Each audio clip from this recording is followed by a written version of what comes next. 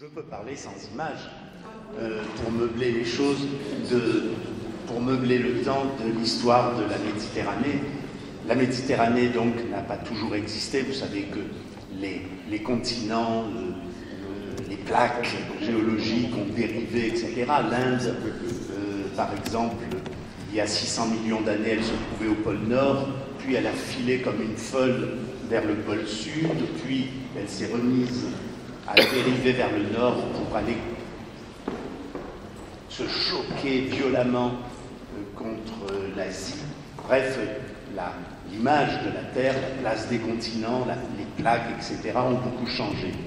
La Méditerranée, avant la Méditerranée, il a existé une grande mer, le nord-sud, qui allait de l'emplacement des Caraïbes actuels jusqu'à l'emplacement de l'Indonésie actuelle, en passant par l'emplacement de la Méditerranée actuelle, et qui donc barrait en quelque sorte la planète de l'Est à l'Ouest. Et cette Méditerranée, d'ailleurs, se trouvait beaucoup plus au sud, parce que depuis un certain temps, depuis plusieurs dizaines de millions d'années, c'est la ruée vers le nord. Toutes les plaques poussent vers le nord, l'Afrique pousse comme une folle vers le nord, même l'Australie, l'Inde, tout ceci, et tout remonte. Donc, on dit souvent la Méditerranée était une mer tropicale. Yes, c'était une mer tropicale, mais attention, elle n'était pas au même endroit. À l'endroit où nous sommes aujourd'hui, à Narbonne, nous étions à l'équateur. Et tout est remonté en bloc vers le nord. Et puis ensuite, la Méditerranée s'est fermée. D'abord, elle s'est fermée par la collision du Moyen-Orient qui a fermé la communication avec l'océan Indien.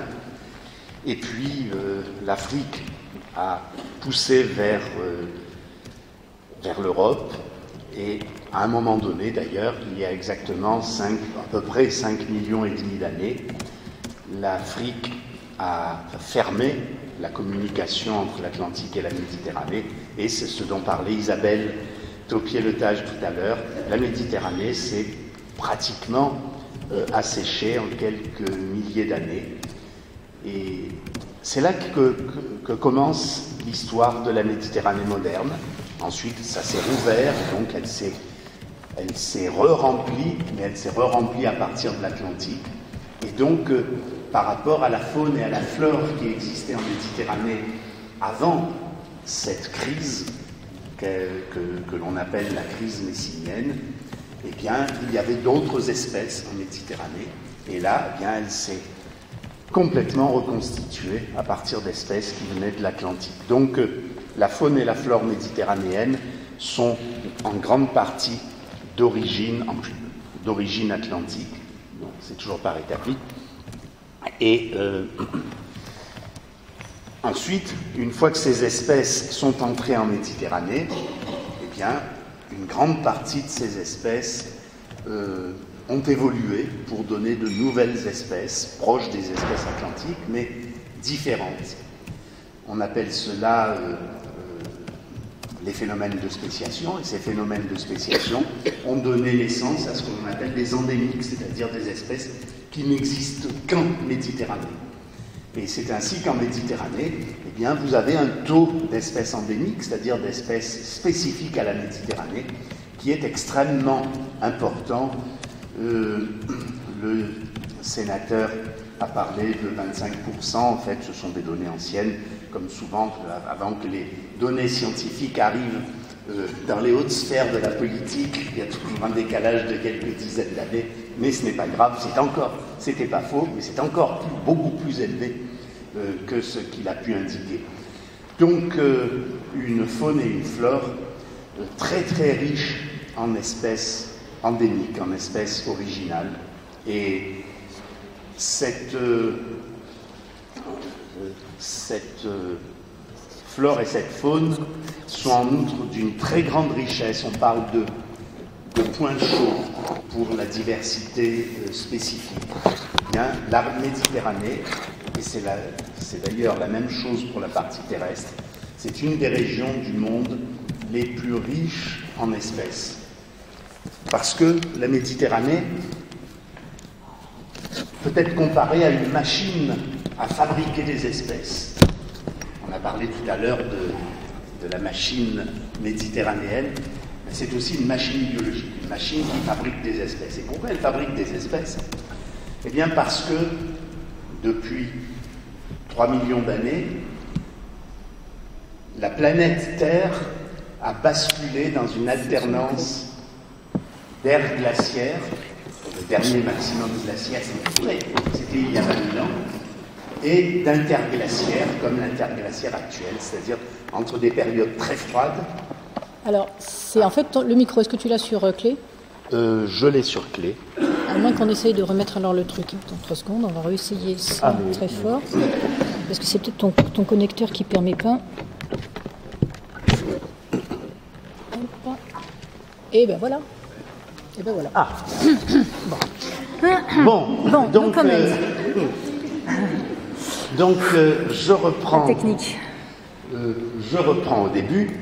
Voici cette Méditerranée dont je parlais tout à l'heure, qui était sous le nom de Thétis, d'est en ouest. Ici, vous avez les millions d'années. Nous sommes encore à l'époque primaire. Ensuite, voici cette période chaude de la Méditerranée. En fait, nous sommes à l'équateur. Et puis, la Méditerranée est vouée à disparaître. Ni vous ni moi ne connaîtrons cela, mais dans 30 millions d'années, on sait déjà que la Méditerranée n'existera plus et qu'il y aura une sorte d'Himalaya à la place. Parce qu'évidemment, la compression, il y a 15-20 km de sédiments sous la Méditerranée actuelle, la compression va générer une nouvelle chaîne de montagnes. Alors voici ces crises messiniennes. C'est une image de fiction, bien sûr, à gauche. Après l'assèchement de la Méditerranée, par Gibraltar, une cascade extraordinaire qui a fait que la Méditerranée s'est re-remplie. La Méditerranée, à l'époque, avant son re-remplissage, était constituée par une série de lacs salés. Donc voilà, le repeuplement, c'est ce que je racontais. Le repeuplement, eh bien, il vient de l'Atlantique, et c'est la raison pour laquelle, au départ, nous avons une faune et une flore principalement atlantiques. Si je parle de ces épisodes glaciaires d'environ 100 000 ans de durée chacun, c'est pour expliquer justement cette richesse en espèces de la Méditerranée. Ici, nous sommes il y a 500 000 ans. Là, voilà les épisodes climatiques de 100 000 ans à peu près qui se succèdent. La température diminue, elle remonte brutalement. La température diminue lentement, elle remonte brutalement. Voici toute une série d'épisodes. Et voici le dernier avec la descente de la Méditerranée, la descente de la température, mais en même temps, comme l'eau est piégée dans les calottes glaciaires, New York est sous les glaces il y a 20 000 ans. Enfin, New York n'existait pas, l'emplacement. Lyon et les glaciers arrivent à Lyon. Et donc, ensuite, réchauffement brutal, très rapide, en 20 000 ans. On arrive aux températures actuelles. Un refroidissement lent, un réchauffement rapide. Là, l'écart de 4 à 6 degrés pour la température atmosphérique entre le glaciaire et l'interglaciaire. Ce qui est énorme. Il y a 20 000 ans, encore une fois, New York est sous la calotte glaciaire, l'Angleterre est sous la calotte glaciaire, toute l'Europe du Nord est sous la calotte glaciaire, les glaciers arrivent à Lyon. Et finalement, en termes de température moyenne, ça représente simplement 4 à 6 degrés. Et cela permet de réaliser que les scénarios les plus optimistes de réchauffement, combien cela peut être important, 2 degrés, mais 2 degrés, c'est un scénario optimiste. En fait, la température, si nous ne faisons rien, la température de la planète Terre, la température moyenne, risque d'augmenter beaucoup plus. Et pour la Méditerranée, bien selon les régions de Méditerranée, on avait entre 2 et 8 degrés de moins qu'actuellement. Et puis évidemment, normalement, dans 80 000 ans, eh bien, de nouveau, on sera dans une époque glaciaire et normalement, eh bien, voici un dessin évidemment d'artiste sur, quand on a réalisé, c'était dans les années 1940, qu'on a réalisé ces alternances d'époques glaciaires et que normalement, les glaciers doivent revenir et que New York, de nouveau, doit se trouver sous les glaces. Alors, petite leçon de biodiversité.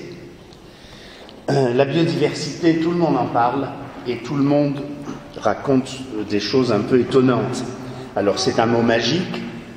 Pour beaucoup, la biodiversité, c'est des belles images. Pour beaucoup, c'est des animaux sympathiques, certainement pas des bactéries ou des parasites. Alors, la biodiversité, c'est quoi? Bien, c'est la diversité du vivant à toutes les échelles. Alors, l'échelle évolutive, du gène au règne,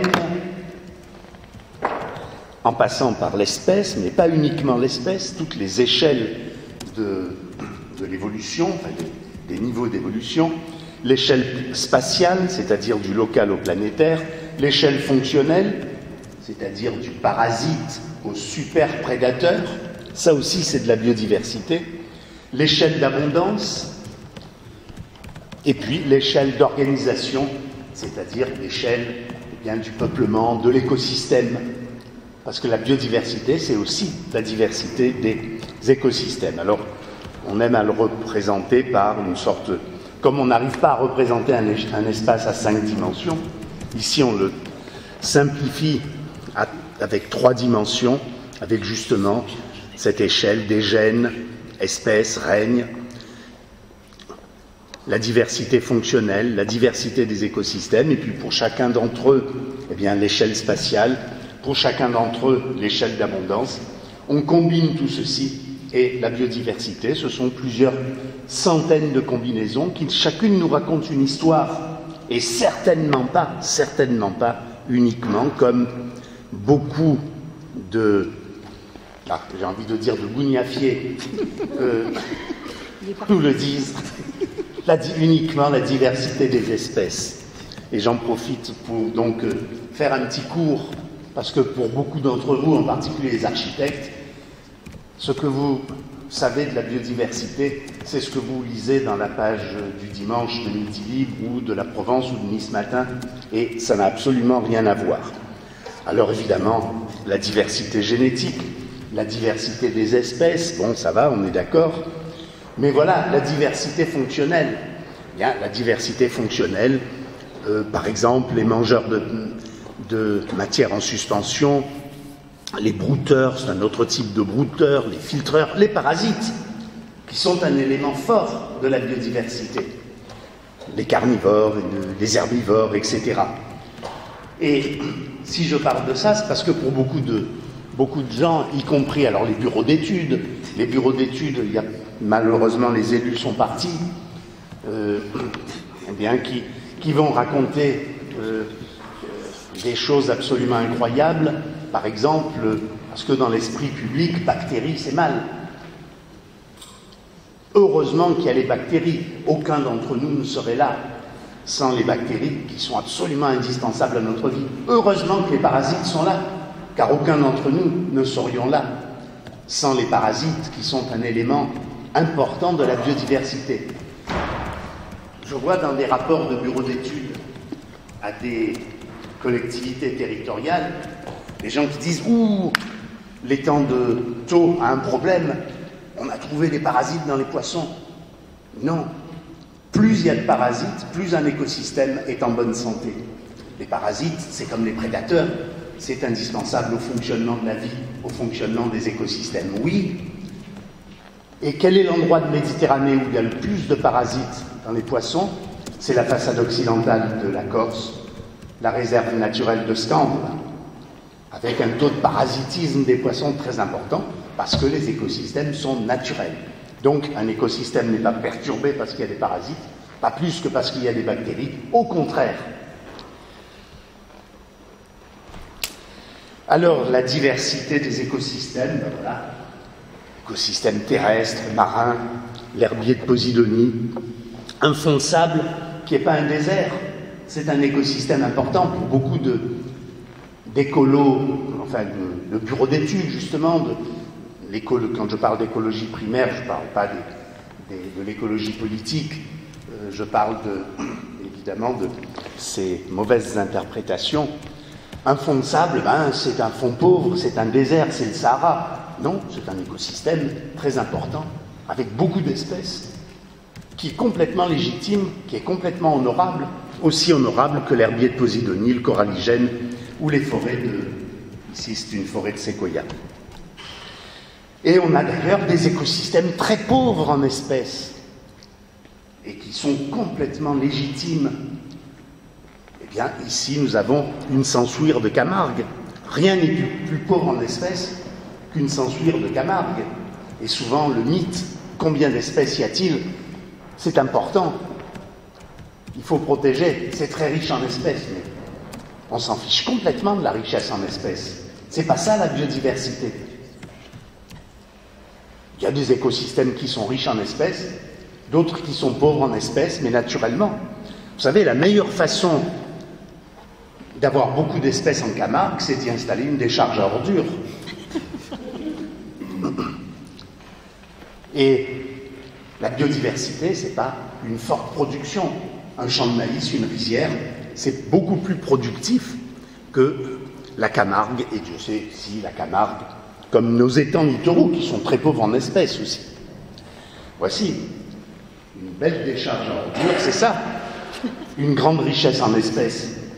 Et cette notion naïve de la biodiversité que nous vendent des écolos, encore une fois, je ne parle pas de l'écologie politique, et encore que, mais que nous vendent des élus, que nous vendent certains scientifiques qui travaillent dans d'autres disciplines, cette notion de la richesse en espèces, c'est une escroquerie sur le plan de l'écologie moderne.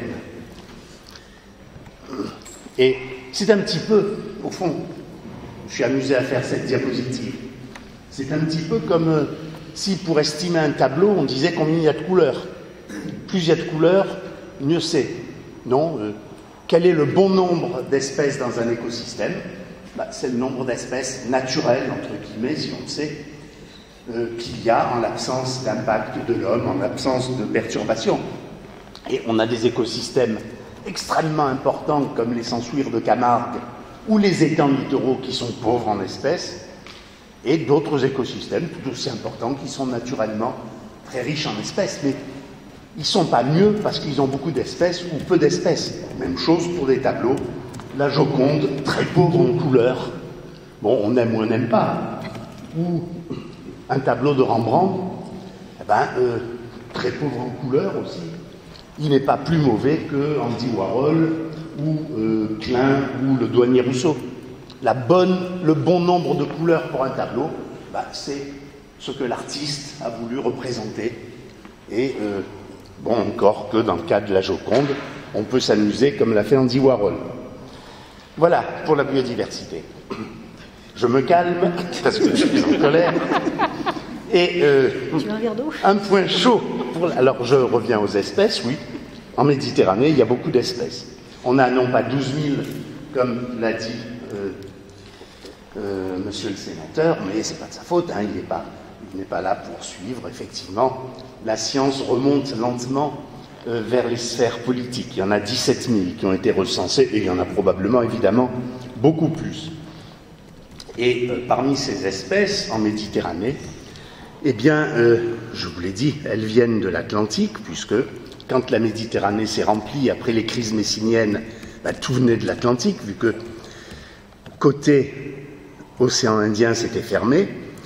Ensuite, on a quelques rares survivantes de la tétis. On ne sait pas très bien comment elles ont fait pour survivre à l'assèchement. C'est un petit mystère, mais en tout cas, dont la Posidonie, dont le corail. Et puis, depuis l'ouverture... C'est en train de se débrancher. Oui. Ouais. Depuis l'ouverture du canal de Suez, presque un millier d'espèces de mer Rouge sont entrées en Méditerranée.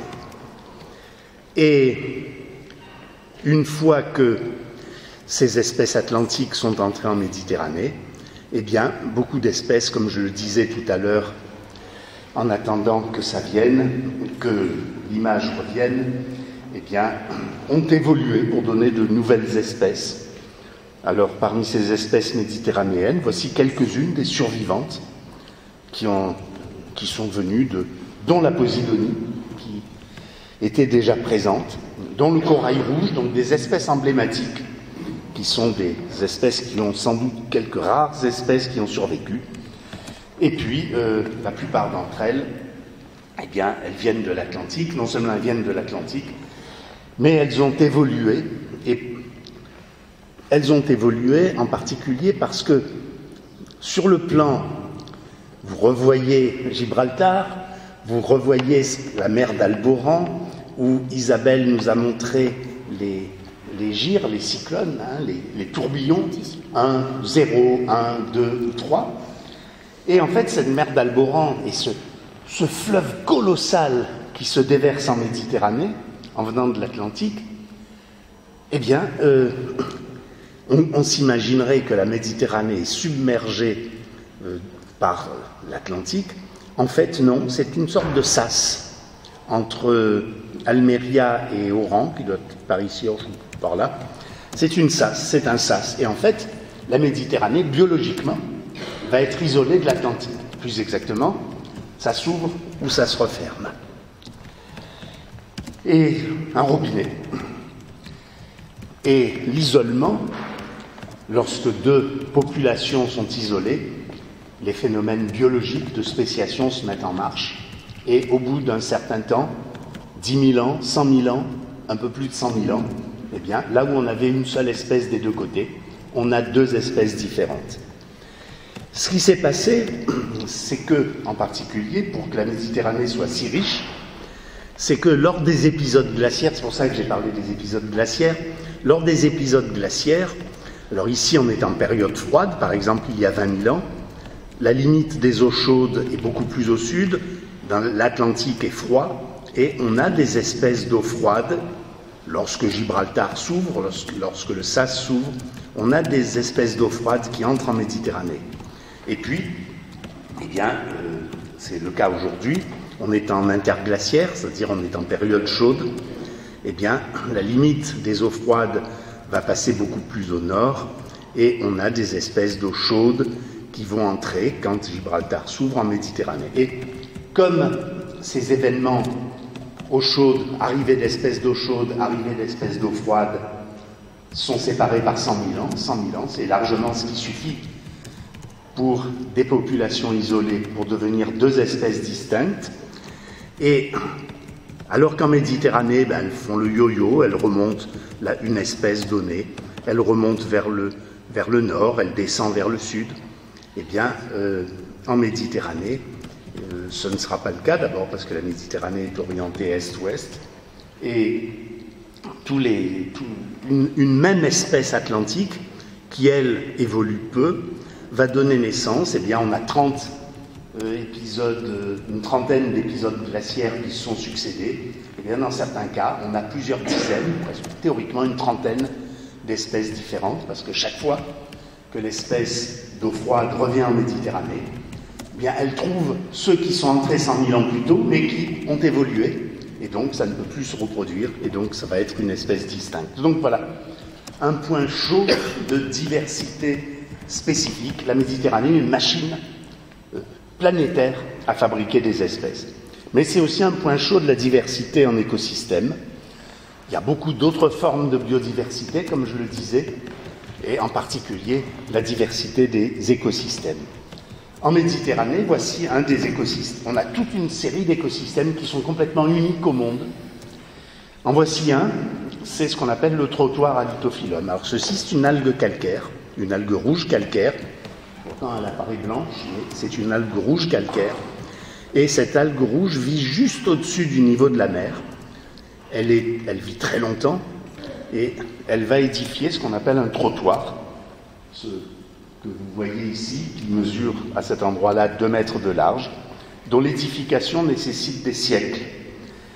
Et c'est un écosystème original parce qu'on va y rencontrer des espèces terrestres et des espèces marines.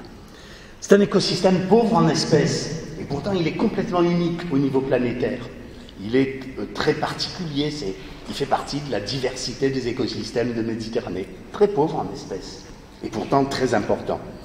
Et c'est probablement, cette photo, c'est une photo qui a été prise il y a 30 ans, et c'est probablement le premier écosystème, ou l'un des premiers écosystèmes sinistrés à l'échelle de notre planète. On parle, avec la montée du niveau de la mer, de populations sinistrées, de régions sinistrées. On parle du Bangladesh, on parle des îles du Pacifique. Eh bien, on a aussi des écosystèmes sinistrés. Et la montée du niveau de la mer, comme cette espèce ne pousse que très lentement, comme elle est adaptée à un niveau de la mer à peu près stable, comme il a été pendant quelques siècles, presque stable, la remontée actuelle du niveau de la mer qui est trop rapide pour lui. Et donc, eh bien, il commence déjà à être submergé et donc à mourir, à se dégrader, à être érodé par un certain nombre de cyanobactéries en particulier.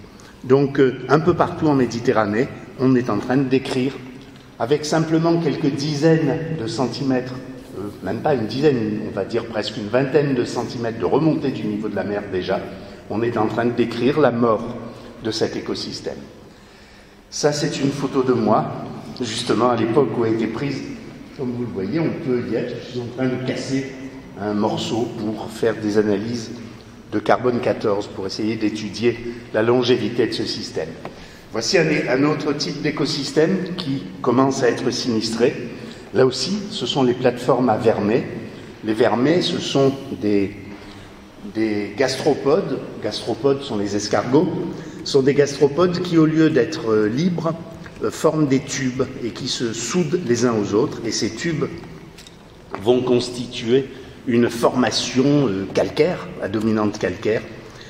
Et ils forment donc une plateforme que vous voyez ici, avec le bord de la plateforme qui, au cours du temps, avance vers le large. Et là aussi, eh bien, c'est un écosystème sinistré, parce qu'il suffit de quelques dizaines de centimètres de montée du niveau de la mer et, évidemment, ça ne peut pas suivre.